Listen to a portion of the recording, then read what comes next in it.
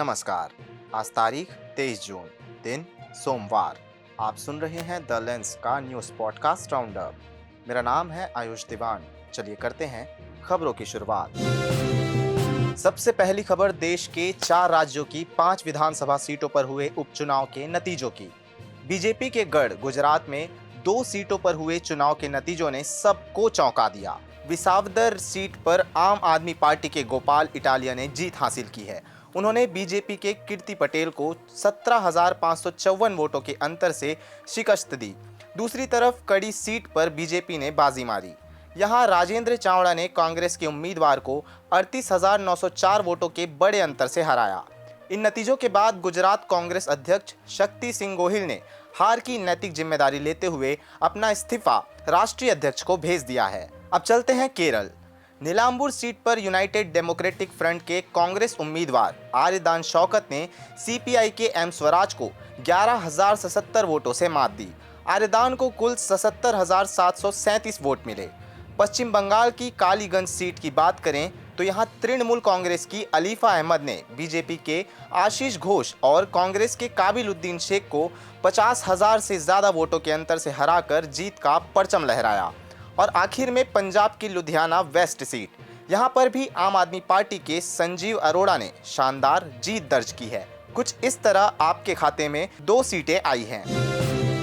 कांग्रेस अध्यक्ष मल्लिकार्जुन खड़गे ने प्रधानमंत्री नरेंद्र मोदी पर विपक्ष को तुच्छ बताने और पहलगाम आतंकवादी हमले के बाद सर्वदलीय बैठकों में शामिल न होने का आरोप लगाया। कर्नाटक के रायचूर में एक जनसभा को संबोधित करते हुए खड़गे ने कहा कि देश कठिन दौर से गुजर रहा है और जहां सशस्त्र बल आतंकवाद के खिलाफ लड़ रहे हैं, वहीं कुछ लोग इसका व्यक्तिगत श्रेय लेने की कोशिश कर रहे हैं। उन्होंने पीएम की अनुपस्थिति को विपक्ष के प्रति असम्मान बताया और कहा कि बिहार चुनाव प्रचार में व्यस्त रहने के बजाय उन्हें राष्ट्रीय सुरक्षा पर ध्यान देना चाहिए था। खड़गे ने चेतावनी दी कि विपक्ष को छोटा दिखाने का रवैया देश के लोग और युवा बर्दाश्त नहीं करेंगे। अब खबर उत्तर प्रदेश की सियासत से जुड़ी। समाजवादी पार्टी ने राज्यसभा चुनाव में भाजपा उम्मीदवार संजय सेठ को वोट देने वाले 7 विधायकों में से 3 राकेश प्रताप सिंह, अभय सिंह और मनोज कुमार पांडे को पार्टी से निष्कासित कर दिया। मनोज पांडे पहले ही समाजवादी पार्टी छोड़ चुके थे। पार्टी ने 16 महीने तक इनके वापस आने का इंतजार किया, लेकिन नाकाम रहने पर यह कदम उठाया। बाकी 4 विधायकों पर फैसला विधानसभा चुनाव से पहले होगा। समाजवादी पार्टी ने सोशल मीडिया पर पोस्ट कर इन विधायकों को सांप्रदायिक और किसान युवा विरोधी विचारधारा के लिए जिम्मेदार ठहराया। कांग्रेस के दिग्गज नेता और प्रदेश प्रभारी सचिन पायलट आज 2 दिवसीय दौरे पर छत्तीसगढ़ पहुंचे। राजधानी रायपुर में कदम रखते ही उन्होंने सरकार पर जमकर निशाना साधा। पायलट ने कहा कि छत्तीसगढ़ में कानून व्यवस्था लचर है। लगता है यहाँ पर दिल्ली का नियंत्रण ज्यादा है और रायपुर का कम है। सारा कुछ मैनेज दिल्ली से हो रहा है। पायलट अगले 2 दिन मैराथन बैठकों में व्यस्त रहेंगे। पार्टी के कार्यकारिणी सदस्यों, जिला कांग्रेस अध्यक्षों और संगठन के प्रमुख विभागों के साथ चर्चा कर आगे की रणनीति बनाएंगे। इससे पहले केंद्रीय गृह मंत्री अमित शाह भी रायपुर में थे। आज उनका छत्तीसगढ़ दौरे का दूसरा दिन था। उन्होंने सुकमा जिले में आईडी विस्फोट में शहीद अतिरिक्त पुलिस अधीक्षक आकाश राव गिरिपुंजे के परिवार से मुलाकात की और गहरी संवेदना व्यक्त करते हुए उन्हें ढांढस बंधाया।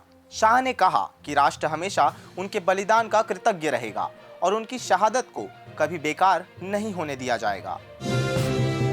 उधर गुड़गांव में इंडिगो एयरलाइंस के 3 अधिकारियों तपस डे, मनीष शाहनी और कैप्टन राहुल पाटिल के खिलाफ SC/ST अधिनियम और भारतीय न्याय संहिता के तहत केस दर्ज किया गया है। एक 35 वर्षीय प्रशिक्षु पायलट ने आरोप लगाया कि 28 अप्रैल को कंपनी के कॉरपोरेट कार्यालय में हुई बैठक में इन अधिकारियों ने उन पर जाति आधारित उत्पीड़न और अपमानजनक टिप्पणियां की, जैसे आप विमान उड़ाने के लायक नहीं, चप्पलें सिलें और चौकीदार बनने की भी योग्यता नहीं।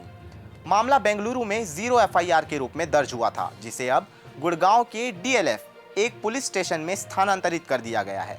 फिलहाल इंडिगो ने इस पर कोई टिप्पणी नहीं की है। अमेरिका के ईरान के 3 परमाणु ठिकानों पर हमले के बाद ईरानी संसद ने होर्मुज जल डबरूमध्य को बंद करने के प्रस्ताव को मंजूरी दे दी है। यह जल मार्ग विश्व के 20% तेल की आवाजाही का प्रमुख रास्ता है। ईरान की सर्वोच्च राष्ट्रीय सुरक्षा परिषद इस फैसले पर अंतिम निर्णय लेगी। ईरानी रिवॉल्यूशनरी गार्ड्स के कमांडर इस्माइल कोसारी ने कहा कि जरूरत पड़ने पर जल डमरू मध्य बंद किया जाएगा। उधर दूसरी तरफ इजराइल ईरान के बीच चल रहे तनाव का असर सोमवार को भारतीय शेयर पर साफ दिखाई दिया। आज बीएसई सेंसेक्स 511 अंक लुढ़क कर 81,896 पर बंद हुआ, जबकि एनएसई निफ्टी 140 अंक टूटकर 24,971 पर आ गया। पिछले सप्ताह ईरान के परमाणु ठिकानों पर अमेरिकी हवाई हमलों और होर्मुज जल डमरू मध्य मार्ग बंद होने की आशंका के बीच कच्चे तेल के दाम में भी उछाल आ गया। कीमतें 10% बढ़कर $77 प्रति बैरल से ऊपर पहुंच गई हैं। भारत के लिए यह जल मार्ग अहम है क्योंकि इसके 5.5 मिलियन बैरल प्रतिदिन के तेल आयात में से 2 मिलियन बैरल इसी रास्ते से आते हैं। वहीं बांग्लादेश से एक बड़ी खबर कि वहां के पूर्व मुख्य चुनाव आयुक्त के.एम. नूरुल हुदा को चुनावों में गड़बड़ी के गंभीर आरोपों में गिरफ्तार कर लिया गया है। मीडिया खबरों के अनुसार ढाका मेट्रोपॉलिटन पुलिस के उपायुक्त मोहिदुल इस्लाम ने रविवार को बताया कि हुदा की गिरफ्तारी बांग्लादेश नेशनलिस्ट पार्टी की शिकायत पर हुई है। इस मामले में पूर्व प्रधानमंत्री शेख हसीना और 18 अन्य लोगों के खिलाफ भी जांच चल रही है। डेली स्टार अखबार के मुताबिक चुनाव आयोग के अधिकारियों का कहना है कि यह शायद पहला मौका है जब किसी पूर्व मुख्य चुनाव आयुक्त को चुनाव से जुड़े मुद्दों पर हिरासत में लिया गया है। क्या आप बिटकॉइन, एथेरियम या अन्य क्रिप्टो करेंसी में निवेश करते हैं? अगर हाँ, तो यह खबर आपके लिए एक सुनहरा मौका लेकर आई है। अब आप अपनी डिजिटल कमाई से दूसरा पासपोर्ट या विदेशी नागरिकता हासिल कर सकते हैं। लेकिन कैसे, यह जानने के लिए पढ़िए द लेंस की खास रिपोर्ट।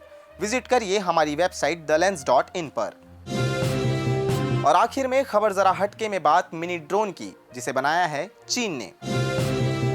चीन के इंजीनियरों ने एक बड़ा कारनामा कर दिखाया है और बनाया है मच्छर के आकार का मिनी ड्रोन। जी हाँ, आपने सही सुना, मच्छर जितना छोटा, लेकिन काम इतना बड़ा कि सैन्य मिशन से लेकर आपदा प्रबंधन तक ये छोटा सा ड्रोन क्रांति ला सकता है। चीन के हुनान प्रांत में national university of defence technology की रोबोटिक्स लैब ने इस माइक्रो ड्रोन को तैयार किया है। इसका नाम है माइक्रो बायोनिक ड्रोन और ये इतना छोटा है कि आप इसे अपनी हथेली पर रख सकते हैं। सिर्फ 1.3 सेंटीमीटर लंबा, 2 पत्तों जैसे नन्हे पंख और 3 बारीक पैरों वाला ये ड्रोन देखने में बिल्कुल मच्छर जैसा है। और सबसे मजेदार बात, इसे आप अपने स्मार्टफोन से कंट्रोल कर सकते हैं। अब सवाल ये है, ये नन्हा सा ड्रोन करता क्या है? इसकी खूबियां सुनकर आप दंग रह जाएंगे। सैन्य मिशनों में ये चुपके से दुश्मनों के इलाके में निगरानी कर सकता है, क्योंकि इसे पकड़ पाना लगभग नामुमकिन है। आपदा प्रभावित इलाकों में ये मलबे के बीच फंसे लोगों को खोजने में मदद कर सकता है। और हाँ, पर्यावरण की निगरानी के लिए भी ये सेंसर लेकर हवा, पानी या मौसम की खबर दे सकता है। लेकिन हर सुपर हीरो की तरह इस ड्रोन की भी कुछ कमियां हैं। इसकी बैटरी जल्दी खत्म हो जाती है और ये भारी सामान नहीं उठा पाता। मगर वैज्ञानिकों का कहना है कि आर्टिफिशियल इंटेलिजेंस और बैटरी टेक्नोलॉजी में हो रहे कमाल के सुधार जल्द ही इस मच्छर ड्रोन को और भी सुपर पावरफुल बना देंगे। आज के लिए बस इतना ही। कल फिर होगी मुलाकात नई खबरों के साथ। द लेंस की अन्य खबरों को पढ़ने के लिए हमारी वेबसाइट thelens.in पर विजिट करें। शुक्रिया।